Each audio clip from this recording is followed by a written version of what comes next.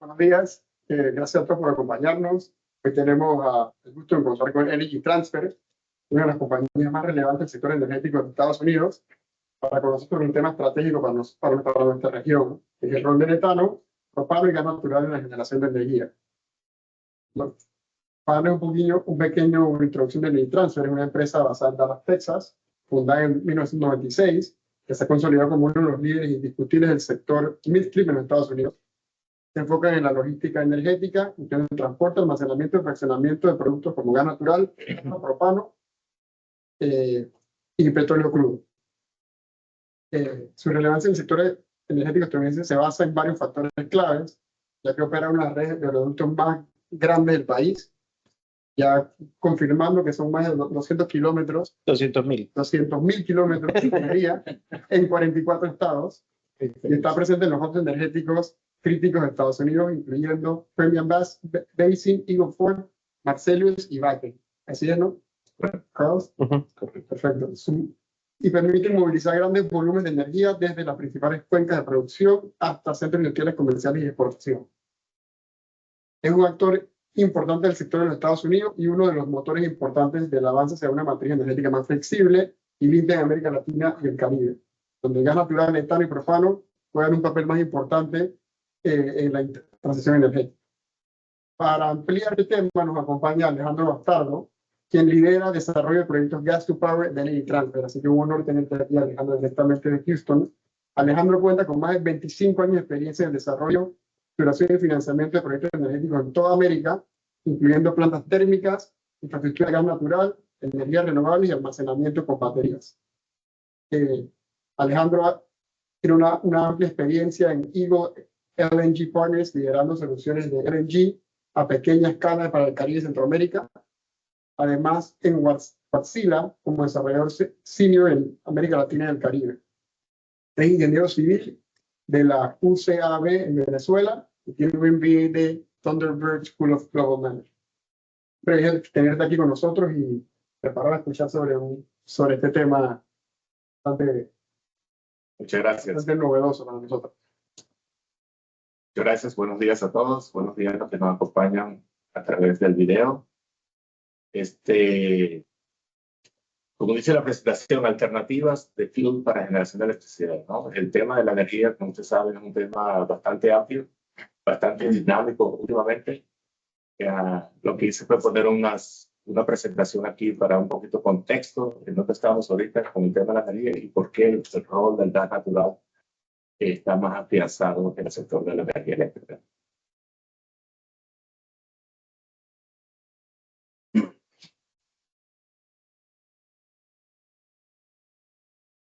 Vamos a hacer un pequeño vuelo sobre cómo ha sido la evolución de la generación de energía en los países en Latinoamérica, principalmente afuera de Estados Unidos. Desde 1980 a 1990, principalmente el sector energético estaba compuesto por proyectos hidroeléctricos y, por supuesto, el uso de combustibles fósiles, ¿no? Entonces, Brasil, por ejemplo, un ejemplo, Costa Rica, mucho hidroeléctrico, Panamá, mucho hidroeléctrico, y el resto lo complementaban con combustibles fósiles, principalmente en los países donde no había gas, entonces se complementaban con combustibles líquidos, que era diésel y etanol, ¿verdad? En esa época empezaron a surgir en donde habían fuentes indígenas de gas, como Argentina, Bolivia, México, se empezaron a construir tuberías para alimentar a los países. Vengo aquí de Chile, creo que se recuerda muy bien en el 2005 cuando le cortaron el gas que venía de Argentina. Entonces, pero bueno, así fue como empezó evolucionando, ¿no? Eran proyectos térmicos y proyectos hidroeléctricos. Y en el año, la década del 2000, y entonces los proyectos de gas natural se empiezan a expandir, lugares donde habían gas se empiezan a construir terminales de exportación de gas, como Perú, Colombia estaba considerando algo de eso, y también empieza entonces a crearse lo que se llaman terminales de importación de gas para los países que, como Panamá, han tenido gas, pero como ustedes saben ahorita, tienen una gran instalación para ese tipo. Y ya en la década de los 2000 empiezan los renovables a empezar a dar un poquito de vuelta, ¿no? La gente empieza a hablar solar, qué bonito, qué interesante, costosísimo, pero empiezan a a tener un poquito de empuje, principalmente porque ciertos países le dan unos incentivos, ¿no? En el caso de California, le dieron muchos incentivos a proyectos renovables, principalmente solares y eólicos. Luego viene la década de 2010 y ahí realmente revienta lo que es la penetración de la energía renovable, porque y se siguen construyendo mucho más terminales de importación de gas. Como pueden ver ahí en Panamá fue en el 2018, 16 que empezó el terminal aquí. Jamaica también tuvo uno en el 2019, El Salvador en el 2016, y otros también en Argentina, que fueron también construidos para traer el gas. Entonces ya se estaba viendo el negocio del LNG, que se llama NL, para alimentar zonas donde no había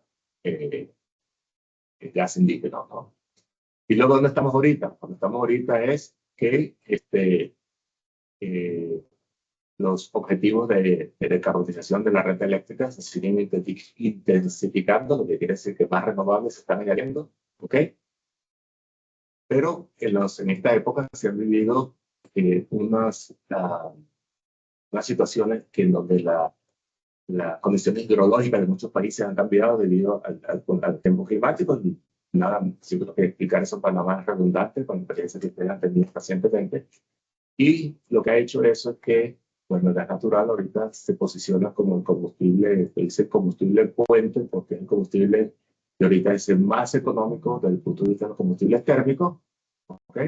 Y que al mismo tiempo permite ir en esa transición a decarbonizar la red eléctrica. Y le dicen combustible puente porque en teoría van a venir otras fuentes de combustible que tal vez permitan inclusive bajar más. Pero el gas natural indiscutiblemente es el combustible más limpio para la generación térmica. Y lo que está mostrando, como estamos hoy en el 2020, que son cambios climáticos y el hecho de que hay muchos renovables que son intermitentes, se requiere energía térmica firme, despachable, para poder operar la red.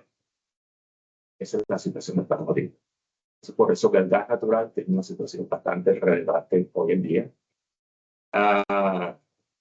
Entonces, como dice ahí arriba, al principio, en esa época vimos, desde el principio de esa lámina, desde el principio de ese timeline, vimos de hidroelectricidad con fossil fuels, y entonces ahorita estamos con renovables y gas como opción de energía. Aunque venimos a hablar un poquito de gas, es un poquito bueno poner en contexto cómo estábamos con el tema de las renovables. ¿Ok? Entonces, en esa gráfica, sobre todo si ven los cuadros rojitos, el primero a la izquierda es energía solar PV. ¿Ok? Y eso va desde el 2010 hasta el 2023, ¿correcto? Sí. 2023. Entonces, como pueden ver, el primer rectángulo rojo lo que está mostrando ahí es cómo el precio, el LCOE, Levelized Cost of Electricity, dice, cuando tú agarras un proyecto de esto por 15 años, pones costo de inversión, retorno, operación y mantenimiento, etcétera, ¿cuál es el precio de electricidad que te debe dar eso nivelizado? Bien nivelizado. Fíjate cómo cambió desde bárbaramente, ¿verdad? Los precios han bajado mucho y por eso es que la construcción de proyectos solares hoy en día está a su pico, ¿no? Y esa franja así, sé qué color, la horizontal, que va desde menos 0.2, esos son centavos, ¿no? Desde 20 centavos hasta punto y pico, que dicen, no, 0 punto algo, eso es realmente el rango de los combustibles fósiles, ¿no? Entonces, ahí lo que puedes ver que el PV solar está un poquito más económico que generar con energía térmica. Gracias. Y eso que fue inconcebible, eso anteriormente, ¿no? O sea, la gente siempre pensaba que eso era un lujo, estaban motivados por programas fiscales, etcétera, pero no, eso es sin ningún tipo de incentivo que se está mirando eso. Luego están otras tecnologías ahí, pero la otra relevante es el viento, ¿verdad? Shore wind, el viento, también bajó de 11 centavos desde que se construyó en aquel momento, hasta ahorita estamos solamente a 3.3 centavos, ¿no? Claro, esos son proyectos, eso a nivel global, weighted average a nivel global. Tal vez en regiones donde los proyectos no son tan grandes, tal vez los precios suban un poquito más. Pero el tema es que solar y eólico compite con gente. ¿Eso qué quiere decir? Que lo vamos a seguir viendo. Y si lo vamos a seguir viendo, pues quiere decir que las redes van a estar sometidas a más intermitencia y las redes deben preocuparse entonces de cómo tener una capacidad firme que permita que pueda responder a esa variabilidad y al mismo tiempo ayudar al proceso de carbonización.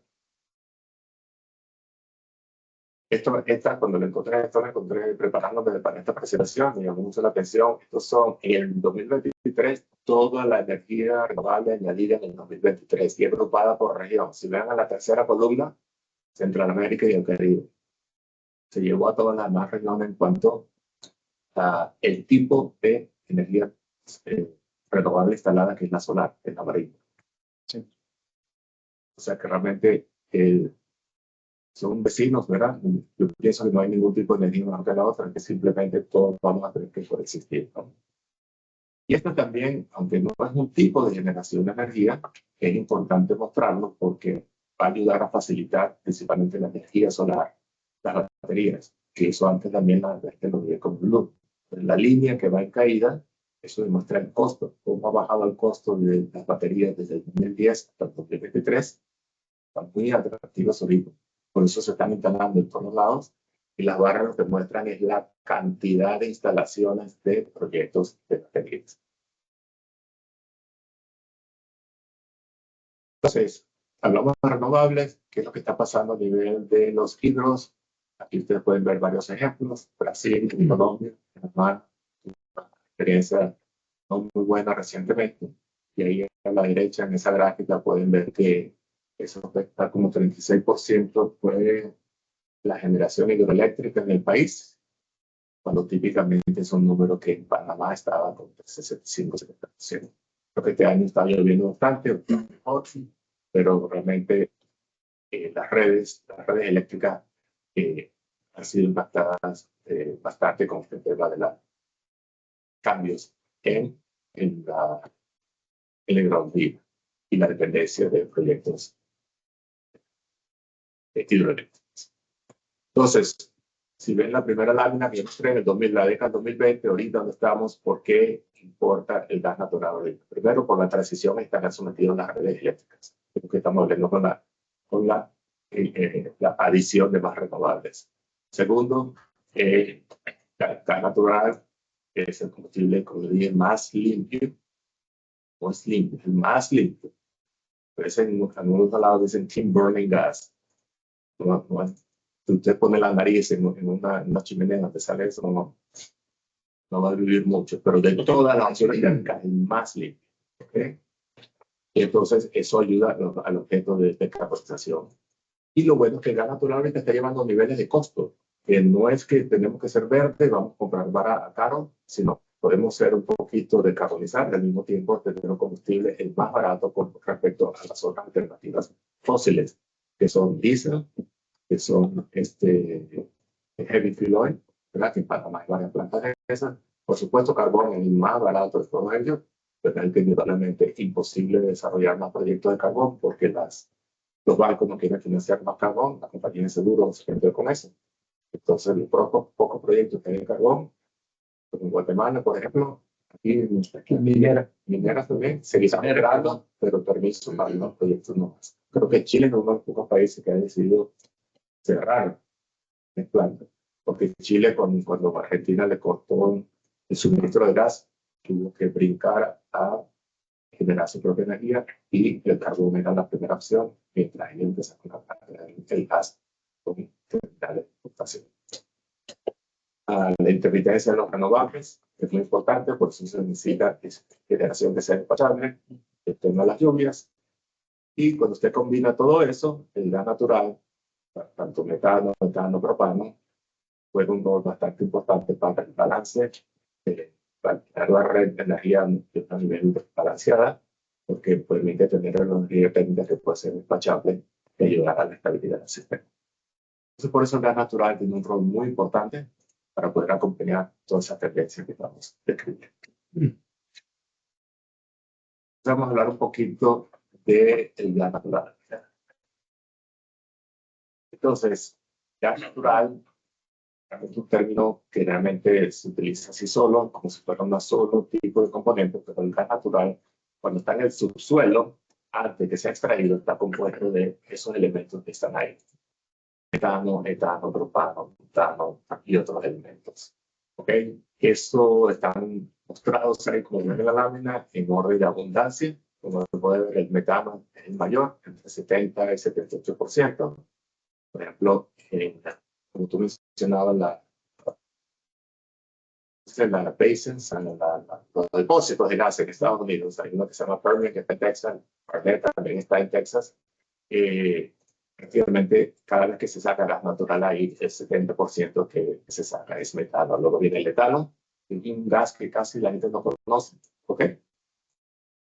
Luego viene el propano, que todo el mundo lo conoce, todo el mundo lo tiene en su casa y todo el mundo cree que es como el aire, siempre hay, nunca va a haber problema de salir. Acompaña, siempre acompaña. Y a los que fuman el butano cuando lo ven en su yesquero, ¿verdad? Ahí será bastante disponible, ¿no?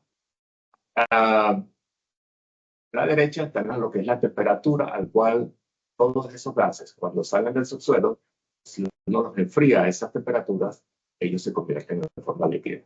Entonces, ¿qué pasa? Cuando el gas sale del subsuelo, se enfría a una temperatura de como menos 100 grados Celsius, ¿verdad? Entonces, eso quiere decir que los condensados, el butano, el propano y el etano se empiezan a poner en condensa, se toman en forma líquida. ¿Okay? Entonces, todos ellos se agrupan solos, ¿verdad? Pero a menos 100, todavía el metano sigue quedando en forma gaseosa y esa es la forma de separar el metano. Esos otros componentes se agrupan todos, por eso se le dice líquido de gas natural. Es por la manera de extracción. Son gases, pero cuando se extraen, se obtienen en forma líquida. Entonces, todos esos líquidos se ponen juntos y después son llevados a centros de fraccionamiento para separarlo entre etano y metano.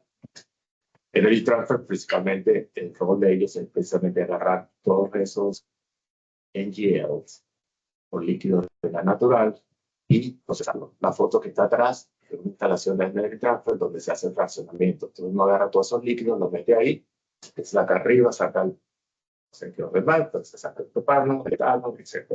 Y es donde se comercializa para los mercados. ¿Okay?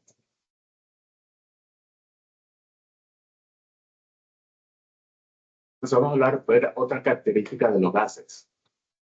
Okay. Primero, el contenido calorífico de cada gas. Como ven, el metano está a 1010 y eso es BTUs por standard cubic feet y el cúbico estándar. Recuerden que desde el punto de vista de generación de electricidad, BTU es lo que mide la energía de lo que uno mete. Si uno le mete diésel, si uno le mete gas natural, si le mete propano, lo que la planta de generación de electricidad lo que está diciendo es cuántos BTUs se le está metiendo a la planta para la generación de electricidad. Como puedes ver, el etano está en 1700, tiene 70% más que el metano. El propano tiene muchísimo más contenido calorífico. O sea que en teoría no deberíamos ir todos por propano, ¿verdad? Porque es que tiene más contenido calorífico por la misma unidad de volumen. ¿Okay? El boiling point, que es la temperatura a la cual se convierte en líquido, ya hablamos de eso. Lo otro es la reducción de volumen. Es importante. Cuando tú agarras el gas metano y lo enfrías, lo reduces en un 600% de su volumen, lo cual lo hace ideal para transporte en barco, porque estás moviendo los mismos BTUs, pero en un volumen más pequeño. ¿Okay? El etano es 400 y el propano es como 270. ¿Okay? Entonces, si tú tienes un litro de metano en forma gaseosa, cuando lo condensas vas a tener 600 litros en forma líquida, lo cual va a ser ideal para moverlo en barcos. El envío por barcos es un aspecto muy importante para todos estos gases y una de las grandes diferencias es que el metano se mueve en barcos muy grandes. Ustedes también han visto aquí en Colombia con el tema del proyecto de Genel. Podemos hablar cuáles son las implicaciones de eso, pero lo que es el etano y el propano se mueven en barcos mucho más pequeños y eso le da una ventaja para no castigar mucho el costo de inversión de los proyectos. ¿Okay? Otra cosa importante que la manera que se comercializan es que el metano se comercializa cuando uno lo compra en dólares por millón de BTU. O sea, uno lo compra por la unidad de energía, mientras que el etano y el propano lo compra por líquido, por galón, por lo que estamos hablando antes, que cuando se extrae se pone en forma líquida.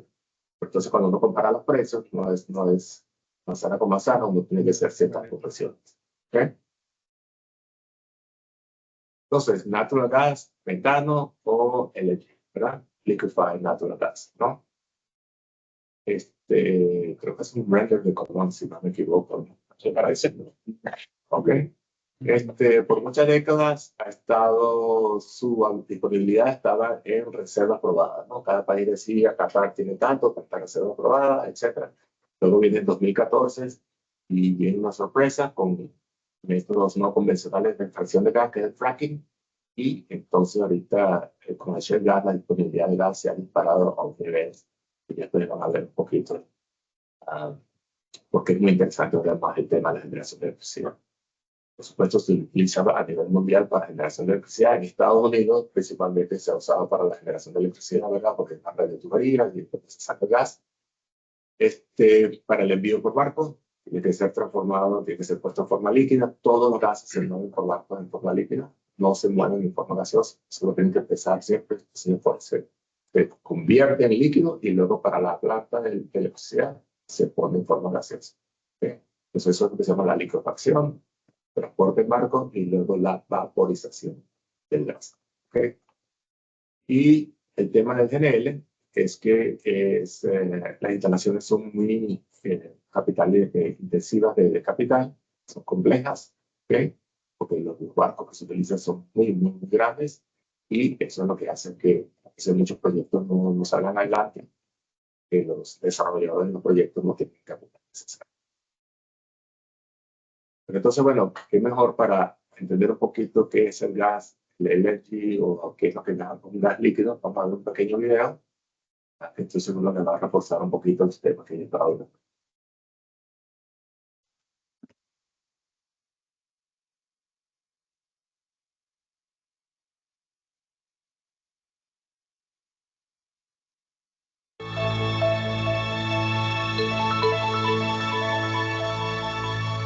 Natural gas, the cleanest burning fossil fuel, is abundant and affordable.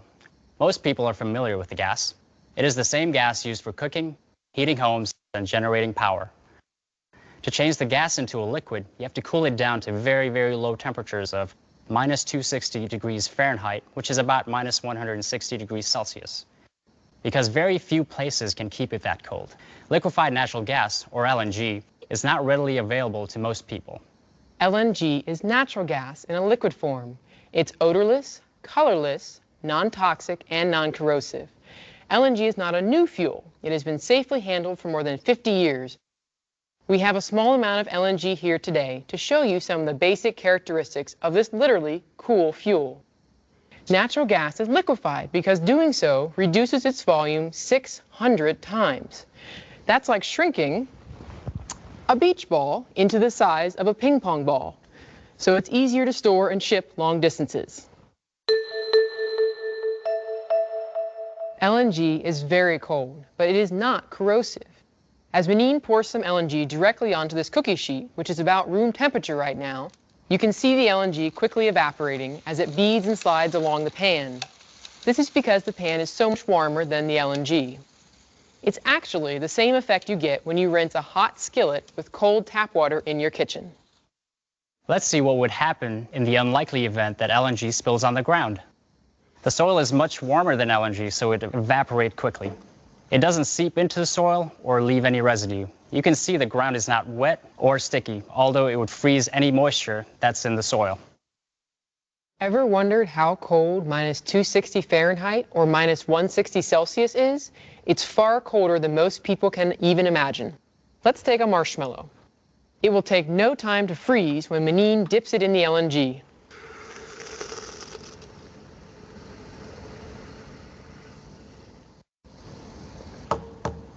As you can hear, the marshmallow is now frozen. We're going to set it aside for now and come back to it in a few minutes when it's had a chance to thaw. Some things become brittle when frozen in LNG. This lovely fresh-cut daisy will become stiff and brittle when Mariah dips it in LNG.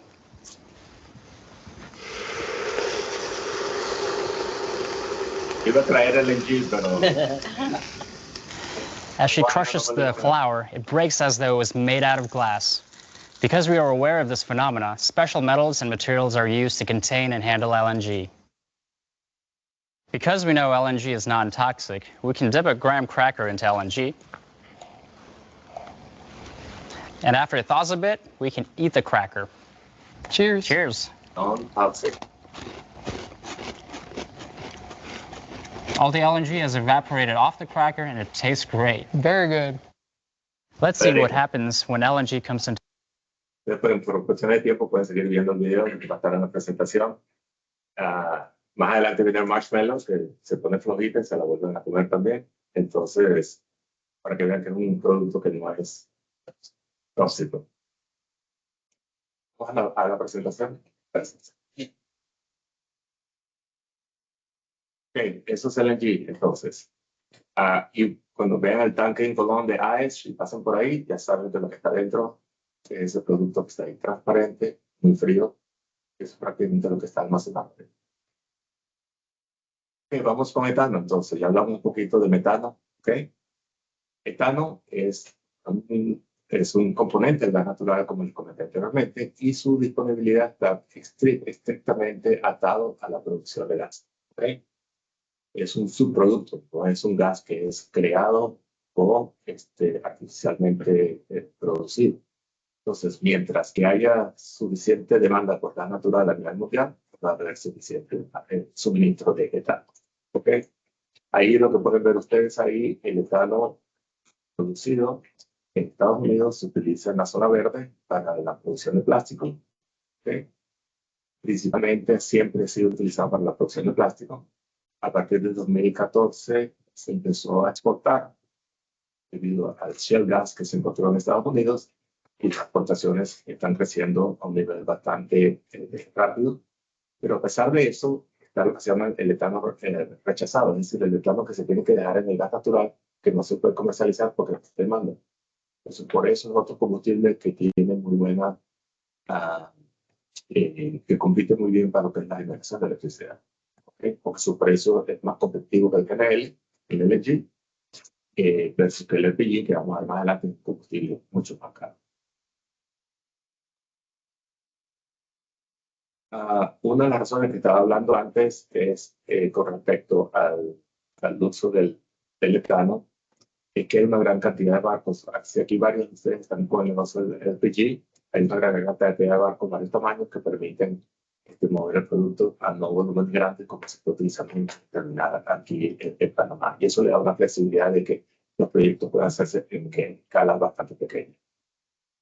Esto es el etano que se exporta, como ha crecido bárbaramente en 2014, principalmente en China e India, donde están los crackers, donde se hace la producción de plásticos.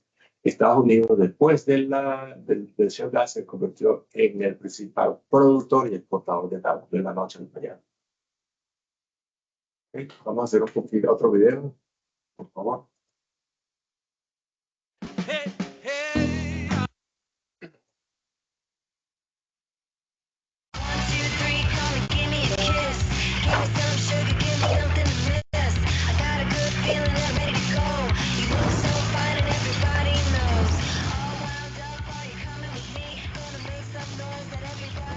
That connection was brought to you by petroleum products. But what if we lived in a world without oil and natural gas? Life would be very different because oil and gas are part of just about everything you touch. From the stuff in your hair to the stuff you wear. And so much more.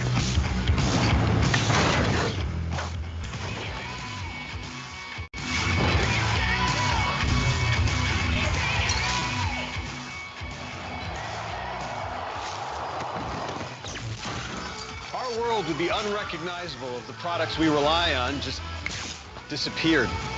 Better luck next time. Gracias.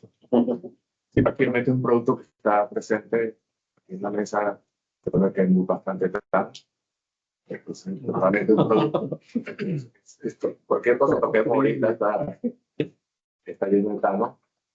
Usado en la industria petroquímica por muchos años, ahorita hay mucha abundancia y es un producto que es bastante útil para la generación de electricidad. si todo el etano que la compañía Unitransfer exportó en el 2024, que esa cantidad que está en 240.000 barriles por día, eso representa, para que tenga un 53% de todo el etano que se exportó por barcos. O si agarramos todos esos barriles y los hubiéramos utilizado en la generación de electricidad, hubiéramos podido alimentar casi todo Panamá. Panamá tiene un consumo de 3 puntos y pico gigavatios de energía cuando se...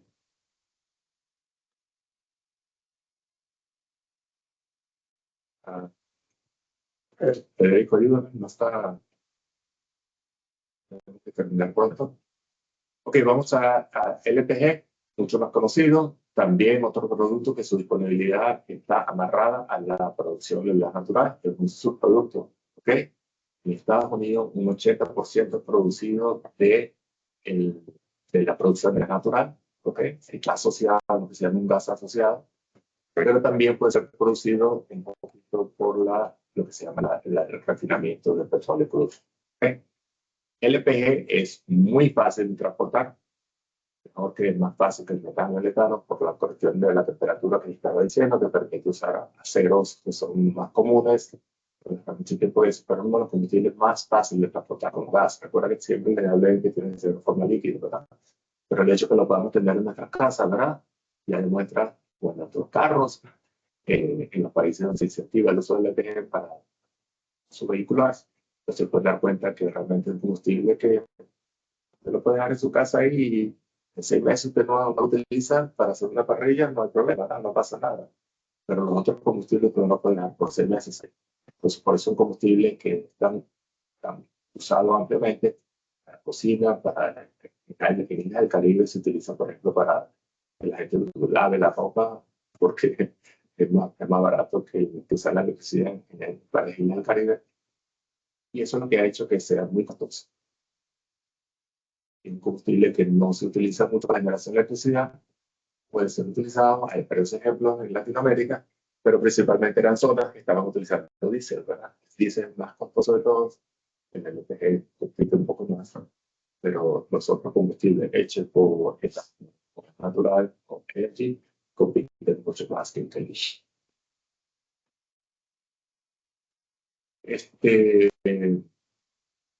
Esta gráfica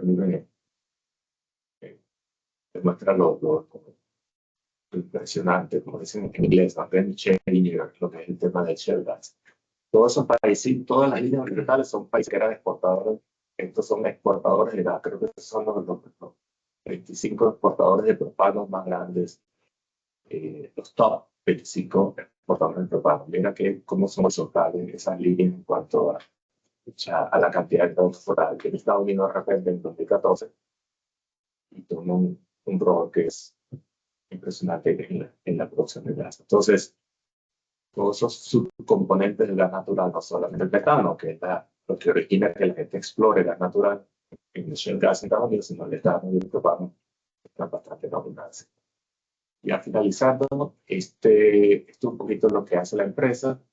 Nosotros tenemos 3 líneas, que es la línea de crudo en Estados Unidos, que es la línea rojas, gas natural, y volvemos que es NGL, que es etano, propano, butano.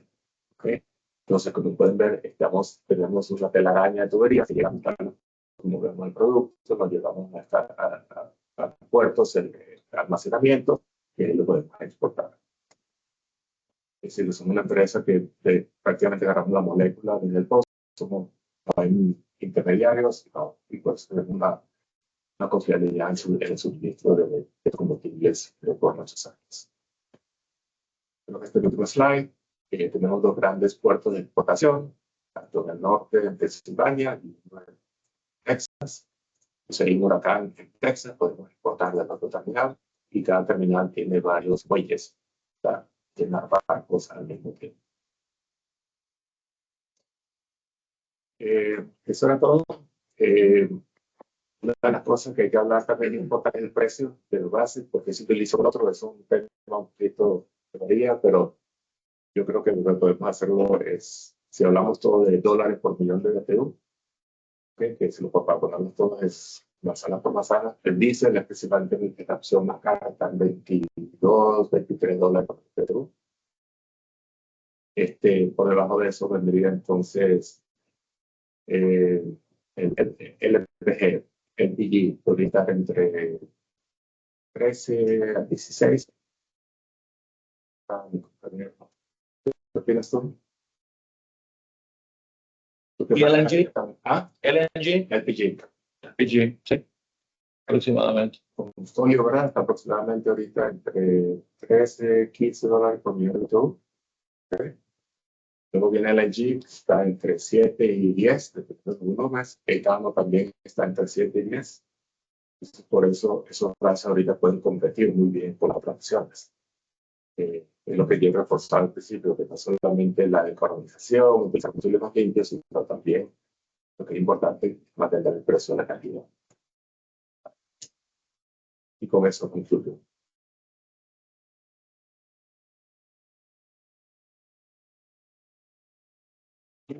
Gracias, Aldo. Gracias. Excelente presentación. Buen cierre con detallar los precios, porque y lo que queremos es que los participantes sepan las diferentes, digamos, bondades de cada uno de estos gases y su uso, especialmente para la generación, y saber que a la transición del diésel tenemos todas estas opciones. Y aquí en Panamá tenemos también los productos para hacer. Entonces, hagamos para la ronda de preguntas. Federico, ¿hay alguna pregunta en el chat? No tenemos preguntas en el chat, pero si quieren los presentes, preguntas, comentarios. ¿Qué pregunta? Sí, yo sí tengo un par de preguntas. Ustedes operan en Estados Unidos. ¿Ustedes cómo tienen ese acceso a la explotación de la molécula? ¿Es a través de concesiones? ¿Como ustedes son propietarios? ¿Cómo funciona eso? Sí, buena pregunta. Como mencionaba él al principio, nosotros somos una empresa midstream en el negocio del sector de energía upstream, que son los que hacen la exploración, son los que buscan el subsuelo, ¿verdad? Pero está midstream, que es lo que agarran lo que esta gente produce, ¿verdad? Y lo procesa, lo separa y lo prepara para comercialización. Nosotros somos midstream. Nosotros también estamos en donde están los están las compañías que hacen extracción de gas, pero no somos extractores de gas. Nosotros compramos a la salida del well. Nuestro negocio le llamamos from well to water. O sea, compramos a la salida del well, hacemos todos los procesos y lo entregamos en el barco, en el muelle. Y también somos como midstreamer, también le damos los mismos servicios a otros clientes. Es decir, que nuestras tuberías son utilizadas por muchos clientes y pagan como si fuera una autopista, un toll por pasar por la tubería. Entonces es una combinación de negocios. En el crudo, por ejemplo, que manejamos es más como un toll, y en los NGLs nos involucramos más porque compramos la molécula desde su estado materia prima, lo que le llaman white grade, lo fraccionamos, lo almacenamos, lo cargamos y lo distribuimos para el mercado internacional. Son el distribuidor más grande de Estados Unidos. El más grande de Estados Unidos, correcto. Del mundo, Sí, en realidad. Sí, bueno, porque de Estados Unidos es el producto más grande del mundo. Sí. La otra, ¿Y ustedes suministran el gas a Panamá? no somos exportadores de gas directo. Estamos construyendo un terminal de exportación de gas en Lake Charles, Luisiana. Pero va a estar en como 5 años y no creo que vamos a suministrar porque casi toda la producción ya se vendió a Asia, que son países que todavía siguen demandando bastante energía. Entonces son realmente apuestan más al tema y entonces nos dan la certeza de que cuando tengamos ya el proyecto en operación, ese compromiso es lo que nos permite completar el financiamiento del proyecto y empezar la construcción. También tiene que ver con la escala. Nosotros somos, vamos a decir, los grandes mayoristas. Entonces, nuestras facilidades están diseñadas para cargar barcos de mayor tamaño, los VLGC, que son totalmente refrigerados. Estos mercados de Latinoamérica y Caribe son mercados más pequeños, donde utilizan barcos más pequeños presurizados, que por temas logísticos, meter un barco pequeño donde puedo cargar un barco de 600,000 barriles, cargar un barco de 100,000 barriles no hace sentido económico. Hay otros terminales entonces que se dedican a hacer eso. Y es muy probable que ese gas que ellos están vendiendo pueda venir de nuestras facilidades. Entonces, nosotros somos como los más grandes arriba, y entonces hay pequeños distribuyendo en el mercado. no es probable que se termine, digamos, Ujú, pero va a saber exacto. de Otros terceros. que otro tercero, otro encargado de la distribución. Gracias. Más o menos, ¿cuál sería digamos, el volumen, la capacidad de una planta de generación eléctrica para más o menos competir con la red, más o menos competir? De pequeño hasta grande. Nosotros podemos suministrar plantas de 50 megavatios hasta 600 megavatios. Porque lo que entonces hacemos es que el barco que elegimos va en función de la demanda del planta. Eso es lo que la industria de GNL no te permite. Por debajo de 100.000 metros cúbicos hay muy pocos barcos de GNL que pueden ser oscilados. Entonces, por eso todos los terminales que ustedes ven ahorita, que suministran, que fueron hechos para alimentar una planta de electricidad, son por encima de 120 metros cúbicos la instalación de los barcos que se utilizan para eso. Pero no hay limitación en ese sentido. Entonces, yo puedo tener barcos de 6.000, que es un poquito la gráfica, no quise gastar mucho tiempo en eso por el tiempo. Hay barcos de 6.000 metros cúbicos, a barcos de 25.000 metros cúbicos, de 35.000 metros cúbicos, y con eso yo puedo suministrar una planta de 600 megavatios. O sea, un barco más pequeños, pero lo que pasa es que tú los tienes.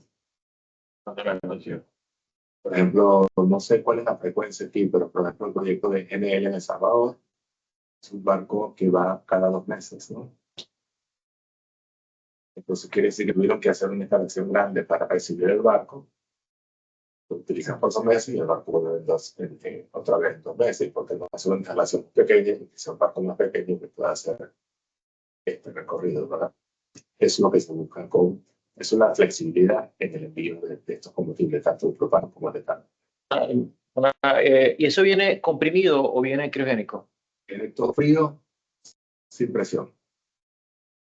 Hay algunos de LPG que son muy pequeñitos que sí lo pueden presurizar, pero realmente lo que se busca es, por seguridad, que baja la temperatura, se convierte en líquido a la presión que tenemos ahorita, y eso hace que sea más seguro el envío de esa combustible. Y el vaporizado es como el gas natural que es a temperatura ambiente, ¿no? Sí, con vaporizadores, simplemente lo pasas por unos vaporizadores y lo logras convertir en nuestra región, pues, porque no hace falta calentarlo para que se lo precise.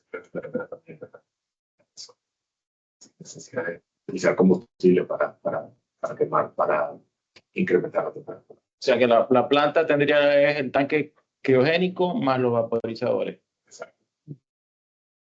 Sí, gracias. Yo diría que no hay una ecuación perfecta en el tamaño, es una cuestión, una combinación de las condiciones de escala, demanda, logística, lo que hace decidir cuál es la mejor alternativa de estos gases. En algunos lugares, por temas de escala y demanda, puede que haga sentido el LNG, otros que haga el etano, y en algunos inclusive el propano. Nosotros conocemos de una isla que tiene relación indirecta con nuestra compañía, que ellos operan totalmente en propano. Pero de nuevo, es una combinación de factores la que hace que tus economics haga sentido o no para cada uno de estos tipos de gases en la generación. Pues ya en Panamá tenemos algunas de esas instalaciones de gas natural con el tanque criogénico y los vaporizadores. Tenemos la de sistemas aislados. La de Retordí, la Exacto. Tenemos de Barraza. también creo que Cervecería Nacional tiene una ahí y se ve desde afuera. Y también, yo creo que está Catún tiene algo similar. Ya se está viendo en Panamá, digamos, la entrada del gas natural y suelen las instalaciones, como tú mencionas, como Alejandro mencionó, que por el tema del clima no necesitamos recalentar así de esta manera, pero sí vaporizar. Sí, la tecnología de combustión para la electricidad no quiere tomarse.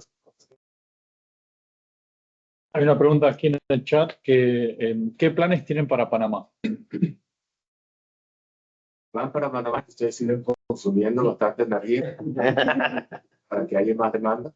Creo que Panamá está un poquito bien cubierta, ¿no? Con respecto a los otros países de Centroamérica, en una situación inviable, ¿verdad? Después de la operación de la entrada del proyecto de Gatún. Tiene bastante hidroeléctrica, lo cual la mejor solución, sobre todo para manejar la intermitencia de las renovables eléctricas, son las mejores, ¿ok? Eso es algo que se me olvidó comentarles a ustedes, pero a falta de eso, las plantas térmicas al gas serían las más mejores para ayudar con la intermitencia. Y la verdad es que no vemos algo inmediato, pero estamos trabajando en zonas cercanas para crear un tipo de hub, ¿verdad? Que podamos después distribuir en zonas más pequeñas y nos permita poder llegar a Panamá, sobre todo a otras zonas aisladas, especialmente con el etano, que queremos que compite mucho mejor el precio con respecto a Argentina. Y nosotros somos una sede aquí en Panamá de una oficina regional para el desarrollo de Latinoamérica. Así que desde aquí estamos viendo todos estos negocios y las oportunidades en la región por los beneficios fiscales, por las condiciones que da Panamá para poder ser puente para todo esto. Así que eso es lo positivo, ¿no? Que estamos aquí porque hay una condición que hace atractivo establecernos como oficina regional. Perdona, que me dicen acá que no está funcionando el chat. Y hacen una pregunta, ¿la puedo hacer yo? Sí, adelante.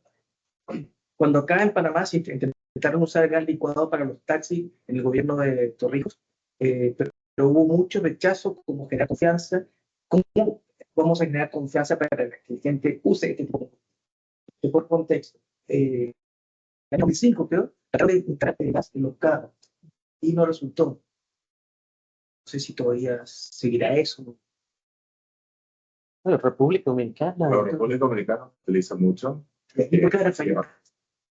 Mira, no sé por qué puedo decir los intereses de otros vendedores de combustible. Eso realmente es lo que pasa. De hecho, el gas natural en la República Dominicana tuvo bastante roce con los LPG, como dicen ya la gente que LPG. Pudo haber sido eso, pero en otros países realmente la abundancia no es por falta de combustible. Como pudieron ver en las gráficas, la cantidad de propano. ¿Pero qué combustibles, qué gas usaban en esa época? Aquí, era propano. Y también es un tema de costumbre. Tenía que comprar unos transformadores, unos kits a los que está acostumbrado a gasolina y tener que cambiar la manera que rellenas. El gobierno está incentivado ese tema de kits para poner eso. Hay otros que piensan que tener una pequeña bomba ahí en la maleta del carro, ¿no? Sí. Yo creo que el costo de suministro de los combustibles ha sido bastante reliable, bastante estable en Panamá, lo que ha creado menos incentivo a ese tipo de productos. Porque cuando vas a una isla tienes otros retos, quizás los costos se incrementan y hace que esas alternativas se hagan más viables. Al final todo es plata. ¿Cuál es si hace sentido económico? Y también infraestructura de relleno.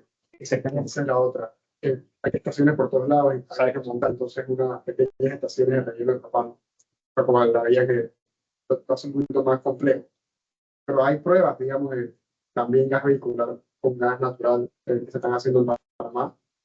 Por ahí lo van a ver. No es algo que Yo muy pienso grande.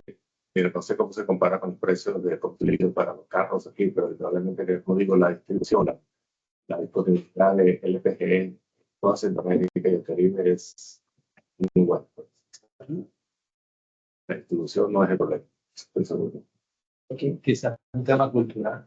Sí, gracias. Yo me respondí lo que Pero mira, como dice Luis, o sea, todo ese tema de tener dónde abastecer es lo mismo que está pasando con los carros eléctricos. Sí, no tienes la infraestructura, hace más difícil ese. ¿Qué es el primero, el huevo o la gallina? O sea, tienes que ir desarrollando eso para que sea atractivo. Hay, por ejemplo, países, Brasil, una vez estaba allá de trabajo, una vez tuve que alquilar un carro que no está lejos, y vamos a ponerle gasolina, y el muchacho me pregunta, ¿qué quiere? Algo, Etanol, etanol, no. Y lo que ¿cómo me está dando una opción? Le puedes meter uno o otro. Y nosotros digo, pero para ellos eso es normal. Y algo importante también si vas a lugares como Perú o lugares como Argentina, allá tú ves que en las estaciones sí hay comprimido, sí hay gas natural vehicular, porque llega directamente hacia la minera, especialmente en ciertas áreas. Aquí en Panamá todo es transportado. Eso también cambia un poquito la infraestructura que nosotros tenemos acá en comparación a países petroleros, países gaseros, países. Nosotros somos países importadores. Eso es lo que hay que explicarle mucho a gente de Colombia, gente de Perú, gente de Argentina, Panamá, a ver este tipo de proyectos. Gracias.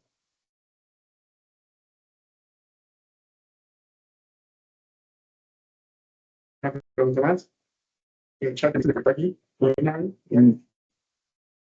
Yo creo que con eso estamos ya listos para el tema de hoy. Muchas gracias a todos por participar, gracias a Alejandro por la exposición. Gracias a ustedes por la oportunidad. Un tema interesante, yo lo conozco de día a día, pero bastante escuchar aquí, escucharnos más hacia la expertise de los diferentes gases que no manejamos mucho en Panamá y eventualmente queremos ver una manera de almacenarlo o hacer un pequeño hub, como dice Alejandro. Muchas gracias a todos por participar y full house hoy, la cual nos hace muy feliz aquí en el chat.